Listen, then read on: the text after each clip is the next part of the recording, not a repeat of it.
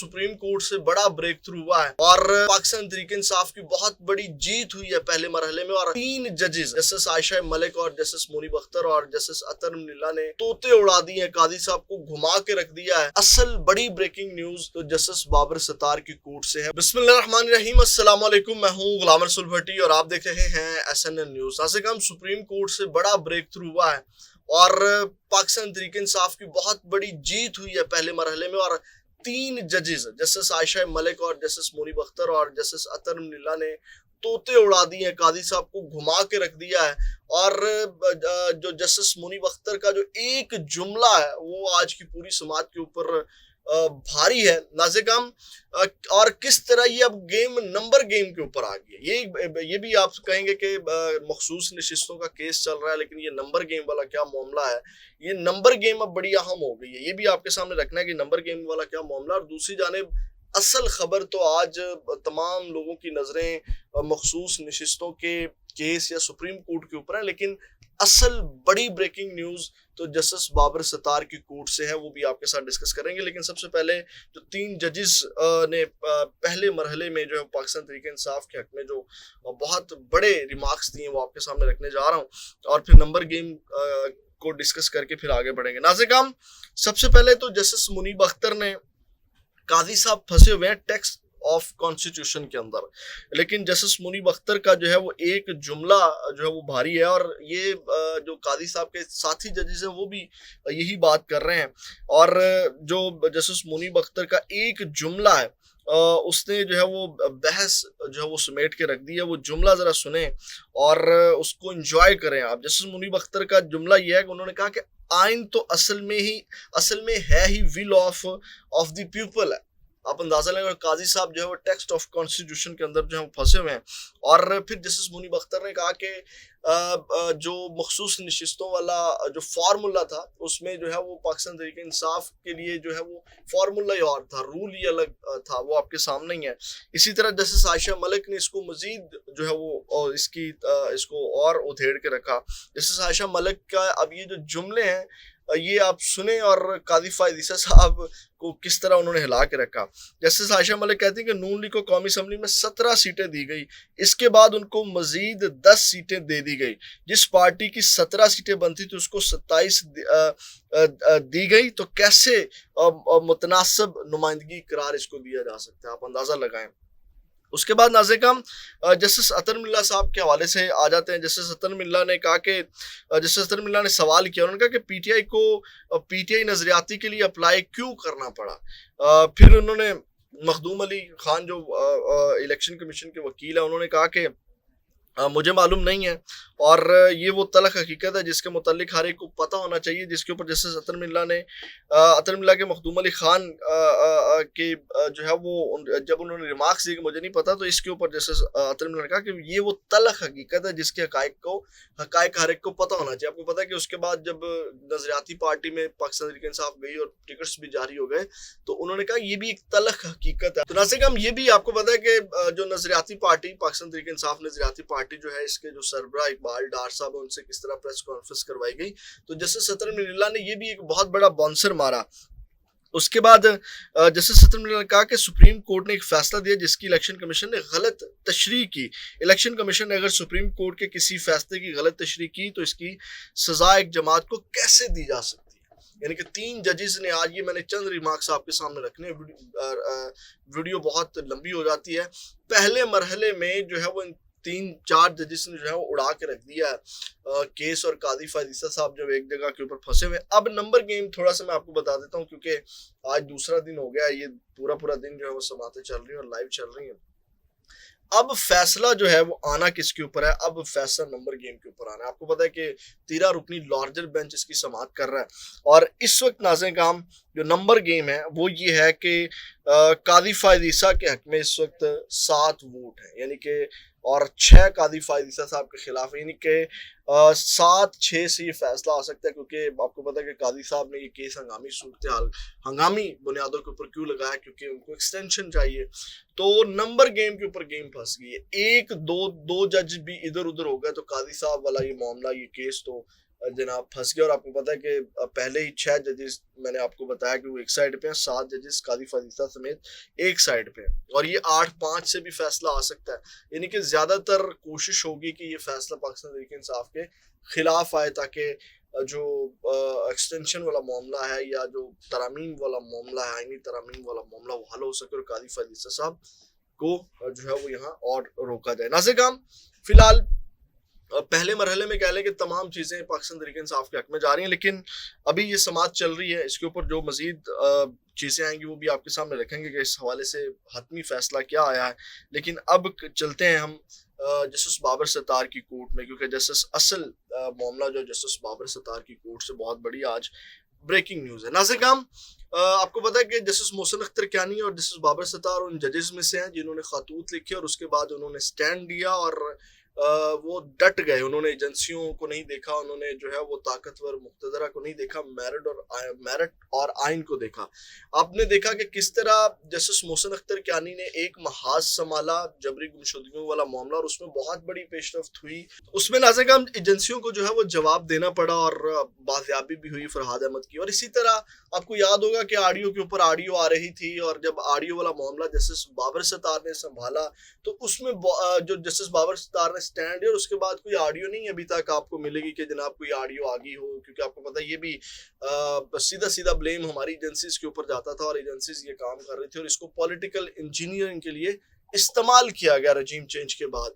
तो आज इसी केस के अंदर, ऑडियो लीक केस के अंदर फिर जो है वो बहुत बड़ी पेशरफ्त हुई है। वो समाअत का हवाल मैं आपके सामने रख देता हूँ कि इसमें आज फिर बहुत बड़ा हुक्म जारी किया एजेंसीज के खिलाफ जस्टिस बाबर सत्तार ने। नाज़िर काम, जब ये समाअत हुई, आपको पता है कि ये बुशरा बीबी और साकिब नजम साकिब जो साकिब निसार के बेटे हैं, उनकी दरख्वास्तें आपको पता है कि यकजा करके जो ये समाअत जारी थी, और इसके ऊपर आज जस्टिस बाबर सत्तार ने इस केस की समाअत की। इसमें additional attorney general Munawwar Iqbal Dogal जो हैं वो अदालत में पेश हुए। नाज़िर काम, अटॉर्नी जनरल ने अदालत को बताया कि खुफिया इदारे की तरफ से मिजाज ऑफिसर डाटा की दरख्वास्त करता है, यानी कि उन्होंने, आपको पता याद होगा मैंने आपको लास्ट तमाम चीज़ें बताई थी, व्लॉग में अपडेट किया था कि जस्टिस बाबर सत्तार ने पूछा था बताएंगे डाटा किस तरह लिया जाता है, डाटा किस तरह मुहैया किया जाता है एजेंसीज वालों को। तो उसके ऊपर जो है वो अटॉर्नी जनरल बता रहे हैं अदालत को कि खुफिया इदारे की तरफ से एक मिजाज ऑफिसर जिसकी ड्यूटी लगाई जाती है वो डाटा की दरख्वास्त करता है, जिस पर अदालत ने इस्तफसार किया कि आप लाइव कॉल को मॉनिटर कर सकते हैं। तो additional attorney general Munawwar Iqbal ने कहा कि सिंध हाईकोर्ट के फैसले के बाद 2013 में नई पॉलिसी आई, वजारत दाखिला ने एक SOP जारी किया और ISI और IB बराह रास्त सर्विस प्रोवाइडर से डाटा ले सकती है। ये यानी कि 2013 में जो सिंध हाईकोर्ट ने फैसला जारी किया था।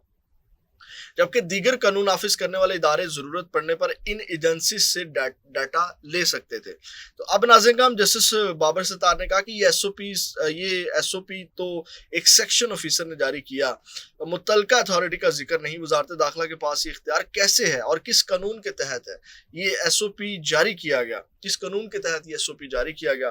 तो जस्टिस बाबर सत्तार ने इस्तफसार किया कि वारंट के बगैर लाइव लोकेशन कैसे शेयर की जा सकती है, यानी कि आपके पास वारंट नहीं है, कुछ चीज़ नहीं है, यानी कि जब आप खुफिया मालूमात लेते हैं, आपके पास ये भी आज एक नई चीज़ अदालत के अंदर हुई कि वारंट जो है वो लोकेशन या डाटा लेने के लिए भी वारंट की ज़रूरत होती है। तो उन्होंने कहा कि वारंट के बगैर लाइव लोकेशन कैसे शेयर की जा सकती है, हुकूमत ने किस कानून के तहत फैसला किया कि ये डाटा हासिल कर सकते हैं। वजारत दाखिला के एक सेक्शन ऑफिसर ने SOP जारी कर दिया और सेक्शन ऑफिसर के SOP के तहत आप डाटा हासिल कर सकते हैं। यानी कि उन्होंने हैरानगी का इजहार किया कि एक ऑफिसर की ड्यूटी लगाई जाती है और जनाब वो बड़ी आसानी से डाटा ले सकता है। तो जस्टिस बाबर सत्तार ने कहा कि आपने फोन टेपिंग से मुतल्लिक नहीं बताया, जो चीज़ें बताई हैं ये उनमें नहीं आता। अभी इस दस्तावेज की कानूनी हैसियत भी देखनी है। PTA के काम करने का क्या मैकेनिज्म है। पाकिस्तान टेलीकॉम अथॉरिटी के वकील ने अदालत को बताया कि PTA के पास सर्विलेंस का कोई इख्तियार नहीं और ना PTA फोन टेपिंग करती है। जैसे बाबर सत्तार ने फिर इस्तफसार किया कि आप ये समझते हैं कि किसी डिवीजन के लिखने पर आप डाटा टेप कर सकते हैं, जिस पर वकील ने जवाब दिया मेरी अंडरस्टैंडिंग के मुताबिक कैबिनेट की मंजूरी के बाद ऐसा हो सकता है। तो अब नाज़िर काम, इसके ऊपर जो जो पीटीए के वकील है उन्होंने आज चटाकटा भी खोल के रखा, वो भी मैं आपके सामने रखता हूँ किस तरह उन्होंने आज तमाम चीजें खोल के रख दी, और जिसके अंदर जो है वो एजेंसीज के हवाले से बड़ी कह लें कि किस तरह चीजों को कंट्रोल किया जा रहा था वो भी खुल करके सामने आई। तो नाज़िर जस्टिस बाबर सत्तार ने मजीद जो है वो उनको एडिशनल अटॉर्नी जनरल को हिदायत दी कि सर्विलेंस से मुतल्लिक बनाई गई पॉलिसी की कैबिनेट मीटिंग की मंजूरी के मिनट्स अगली समात पर जो है वो आप पेश करें। और जस्टिस बाबर सत्तार ने पुलिस के वकील से इस्तफसार किया कि आप किसी के घर बगैर वारंट जा सकते हैं, जिस पर वकील ने जवाब दिया पुलिस भी किसी की सर्विलेंस नहीं करती, जो सड़कों पर कैमरे लगे हैं वो भी खिलाफ कानून है। तो जस्टिस बाबर सत्तार ने कहा बिल्कुल ऐसा ही है, आपने आप इसका भी डाटा जो वो नहीं ले सकते। तो जस्टिस बाबर सत्तार ने इस्तफसार किया अगर मेरे घर चोरी होती है तो आप सीसीटीवी फुटेज किस कानून के तहत लेंगे, क्या आप बगैर वारंट सीसीटीवी फुटेज हासिल कर सकते हैं? जिस पर पुलिस के वकील ने जवाब दिया कि अगर किसी प्राइवेट शख्स के पास फुटेज है तो पुलिस उसको हासिल कर सकती है। तो जस्टिस बाबर सत्तार ने कहा 400 साल पहले वारंट का तस्वुर क्यों बनाया गया, आपने 11 सालों में सीसीटीवी के लिए कोई वारंट नहीं लिया। जिस पर पुलिस वकील ने कहा कि अगर सबूत जाया होने का खदशा हो तो वारंट की जरूरत नहीं। तो जस्टिस बाबर सत्तार ने रिमार्क्स दिए कि इस्लामाबाद पुलिस को समझ क्यों नहीं आती कि जब किसी के घर जाते हैं तो वारंट लेते हैं, क्या आपने कोई कानून बनाया हुआ है कि किस कानून के तहत सर्विलेंस होती है? कानून बनाएंगे तो लोगों को पता होगा। अब ये बहुत बड़ी पेशरफ्त हुई है जो हम किसी के घर में भी जो सीसीटीवी फुटेज लेने घुस जाते हैं कि जनाब हमें दें, या पुलिस घुस जाती है, तो आज ये भी बात वाज़ेह हुई कि इसके लिए भी वारंट आपको लेना होता है। यानी कि जब भी आपने किसी के घर में एंटर होना है पुलिस वालों ने या एजेंसीज ने, तो उसके लिए वारंट की जरूरत होती है।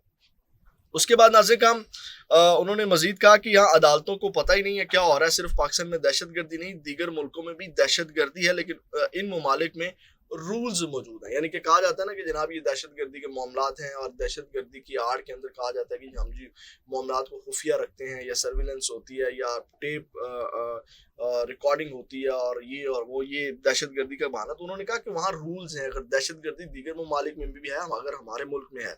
तो उसके बाद नाज़िर काम एडिशनल अटॉर्नी जनरल ने जो है वो जब बात नहीं बन रही थी, जस्टिस बाबर सत्तार आपको पता है कि हर बात को उनका खुद ही आपको पता है कि जिस तरह जवाब दे रहे थे और अटॉर्नी जनरल को लाजवाब कर रहे थे, तो उसके बाद एडिशनल अटॉर्नी जनरल ने जो है वो चैम्बर समाअत की दरख्वास्त कर दी, जिसके ऊपर एडिशनल अटॉर्नी जनरल ने अदालत से इस्तता की कि इस केस की समाअत इन चैम्बर कर लें, कानून बना है या नहीं, इसका इन चैम्बर समाअत से क्या ताल्लुक है, और यहाँ जजेस के चैम्बर स्टेप हो रहे हैं। आपकी बात मैंने सुन ली, ये नेशनल सिक्योरिटी का मसला नहीं है। उन्होंने कहा कि ये कोई नेशनल सिक्योरिटी का मसला नहीं है कि हम इसको इन चैम्बर समाअत इसकी कर दें।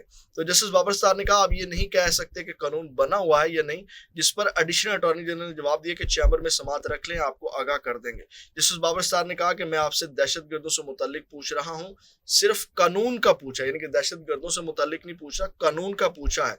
क्या आप ये कह रहे हैं कि जजेस के चैम्बर या वज़ीर आज़म हाउस की टेपिंग दुश्मन एजेंसियां करती हैं? एडिशनल अटॉर्नी जनरल ने जवाब दिया कि नहीं, ऐसा नहीं है। उसके बाद नाज़िर काम एडिशनल अटॉर्नी जनरल मुसलसल चैम्बर में समाअत की इस्तदा करते रहे, लेकिन जस्टिस बाबर सत्तार ने उनकी ये इस्तदा मुस्तरद कर दी। अब नाज़िर काम जब टेलीकॉम के पीटीए के जो टेलीकॉम कंपनीज हैं, यानी कि पीटीए उनके वकला को रोस्टम पर बुलाया जस्टिस बाबर सत्तार ने, तो उनसे उन्होंने पूछा कि आप डाटा कैसे फ्राहम करते हैं, जब आप कोई डाटा देते हैं तो इसका रिकॉर्ड भी रखते हैं, जो रखते होंगे। उन्होंने कहा कि जब आप किसी को डाटा देते हैं तो उसका रिकॉर्ड भी आप रखते होंगे, जो केबल डाटा लेकर पाकिस्तान आती है, आपका किसी के साथ मुआहदा होगा, क्या आपके अलावा डाटा तक रिसाई किसी और को भी है? तो नाज़िर हम इसके ऊपर टेलीकॉम कंपनी के वकील ने कहा कि कंपनी के अलावा किसी को डाटा तक रिसाई नहीं। तो जस्टिस बाबर सत्तार ने इस्तफसार किया कि एजेंसियों को टेलीकॉम कंपनी की इजाज़त के बगैर डाटा तक कैसे रिसाई है, यानी कि एजेंसियों को फिर कैसे इसकी रिसाई है। तो इसके ऊपर नाज़िर वफाकी हुकूमत ने टेलीकॉम यानी कि इसके ऊपर फिर वकील ने कहा, उन्होंने कहा कि वफाकी हुकूमत ने टेलीकॉम ऑपरेटर्स पर डाटा देने पर पाबंदी खत्म करने की इस्तदा कर दी। अदालत ने पूछा किसने आईजी को कहा कि वारंट्स ना ले, क्या पार्लियामेंट बेवकूफ़ थी जिसने ये कानून बनाया? उसके बाद नाज़िर काम ये जितने भी हमारे जो टेलीकॉम वाले हैं और इन सब के खिलाफ जो है वो जस्टिस बाबर सत्तार ने तौहीन अदालत का जो है वो नोटिफिकेशन भी जो है वो जारी किया। उन्होंने कहा कि यानी कि आप ये जो जवाब है ये जमा करवाएं और इनके खिलाफ तौहीन अदालत के नोटिस भी जस्टिस बाबर सत्तार की जानिब से जारी किए गए। तो ना से कम ये बहुत बड़ी पेशरफ्त है। यानी कि उसके बाद आपने देखा होगा कि ऑडियो लीक्स कोई नहीं आई और जबरी गुमशुदगियों वाला जो मामला है उसके ऊपर भी बहुत हद तक कंट्रोल हो गया। यानी कि एजेंसियां अब किसी को अगवा करने के से पहले भी सोचती हैं कि जनाब यहाँ कोई जस्टिस मोहसिन अख्तर कियानी भी बैठे हुए हैं, और ऑडियो निकालने से पहले सोचते हैं कि जस्टिस बाबर सत्तार भी बैठे हुए हैं। तो ये आज बहुत बड़ी पेशरफ्त जस्टिस बाबर सत्तार की अदालत से हुई है। अगली वीडियो में आपके साथ दोबारा मुलाकात होगी। अपना बहुत ज़्यादा ख्याल रखिएगा। पाकिस्तान जिंदाबाद।